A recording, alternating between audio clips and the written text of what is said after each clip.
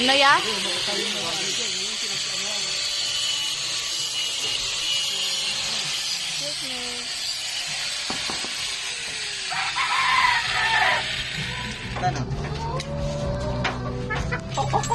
Ay, putre.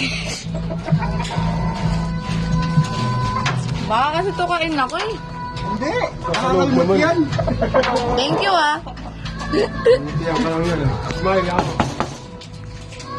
Ay, nasa dulo. Hindi mo makita. Kaya ka tapos. Patay si Miguel dito. Maling sa manok yun. Sila kumuha ng manok na yan eh. Oo, umagang-umaga tumatakbo ko dun sa Q-Mart. Yung sa ano yun, yung sa may Cubao.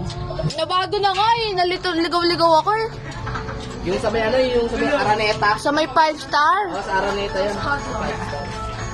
Nabago na nga eh. Nakakaloka. Ano, yung mga tracking. Oo, buti. Tundo mga tatay ko dati. Buti nga ano eh, may tricycle dun eh. Kaya lang yung tricycle 70 pesos. O, di naman lakarin yun, medyo malapit ka. Malayo te. Nilalakad lang namin. Malayo. Ikaw tumride dun. Yun lang. Ikaw tumingin. Pag malapit, tsaka mo ako sabihan. Nakamotor si Tata. Hindi, lakarin niya yun. Ang ano? Kuya, excuse me.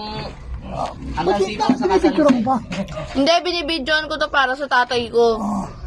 Sabi? Oo. Excuse me dyan. Ha? Oo, habi niya to eh. Wala bang manok dito? Ah, wala ba?